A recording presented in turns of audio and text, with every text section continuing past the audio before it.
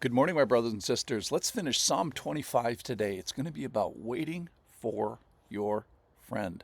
Now, I suppose all Psalms are, in a sense, bold, in your face, strong.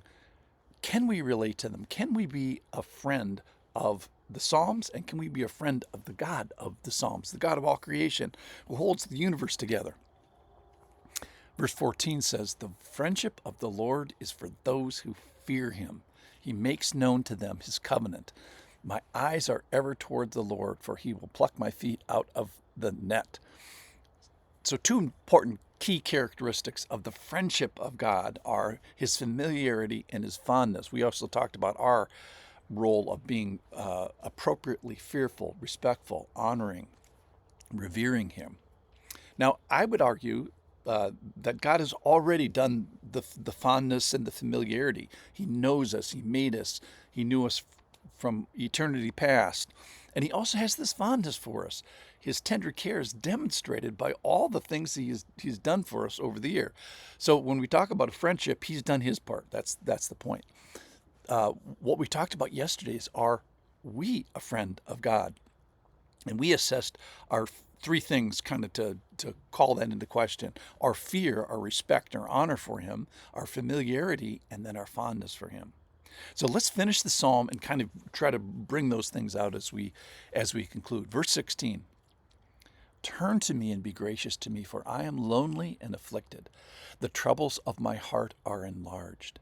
Bring me out of my distress. Consider my affliction and my trouble, and forgive all my sins." So we're going to turn our eyes now and look towards the psalmist, which is kind of to look to us as well, and look towards his familiarity with the Lord and his fondness for the Lord, this intimacy. Forgive my sins. So he's asking the Lord for a particular favor, which is to forgive his sins. And the posture he comes with is with this dependency. So when we look at the Lord, he's big, he sees, he forgives, and he's faithful to the people that frequently needs what? Forgiveness. So we come humbly. Verse 19. "Consider how many are my foes, and with what violent hatred they hate me. O guard my soul and deliver me. Let me not be put to shame, for I take refuge in you. May integrity and uprightness preserve me, for I wait for you." One of my favorite themes here in Psalm 25. Last verse. "Redeem, O Israel, O God, out of all his trouble." So the psalmist here, as he concludes, we see fondness for the Lord. We talked 2 days ago about how to avoid trusting a jerk, how to avoid worshiping a jerk, which is we pause and consider the characteristics of God that he's already demonstrated and ask of God, have you earned our trust? Well, I would argue that he's demonstrated his past faithfulness enough to warrant the placement of our current and future trust going forward.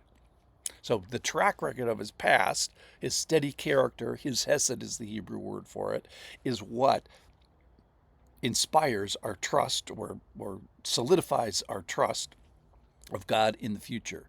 His well-documented past, so it's not our going forward, it's not really a blind faith, it's from his recognizable track record.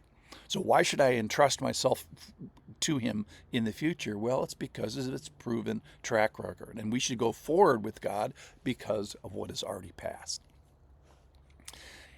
Verse 7, I'll just jumping up top there. "Remember not the sins of my youth or my transgressions. According to your steadfast love, remember me for the sake of your goodness." So Psalm 25 refers to the hesed of God, the steadiness of God, because we need it to have something to stand on as we trust him in the future. Now, this psalmist in Psalm 25, he's humble, he's instructable, he's teachable.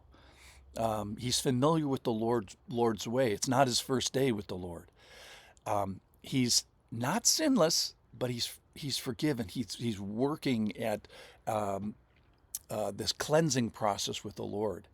He's exhibiting some behaviors: covenant keeping, obedience, exhibiting behaviors that tell us that he's in the family of God. Christian is as Christian does, is the way we said it yesterday. And then we see this familiarity with the Lord, and even a favored position, this favored family position, where he's enjoying, if you will, and using the fondness of a family relationship. And finally, the thing that the person does that the Lord doesn't do, which is to fear him, to honor him, to respect him in this particular way. Now, I suppose if you could summarize Psalm 25 in a single word, it might be one of the ones would be waiting. Verse 21, I wait for you. Verse 5, for you I wait all the day long. Verse 3, none who wait for you shall be put to shame. So we wait. Now, this waiting isn't this void, empty, passive kind of thing. It's an active, engaged, assessing, dynamic waiting. The trust that we bind up with the Lord in a rope. It's trusting him and expecting him to come through. Or at least when he does come through, you're not surprised. It's relying on his past hesed, the current hesed that we are enjoying, for the future hesed that we are asking for. We cannot separate the today, the waiting, the trusting. For the trusting is what I am primarily doing while I am waiting. So in the psalm, the waiting and the trusting are the same. I'm waiting, I'm trusting in who God is and who he's demonstrated himself to be, who he's verified himself to demonstrate that he's worthy of trusting him in the future.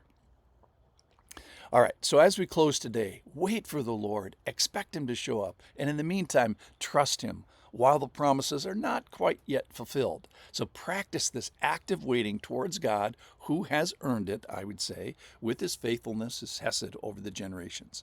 So remember, this is a God who offers the fondness and familiarity of friendship. That's another key word for Psalm 25.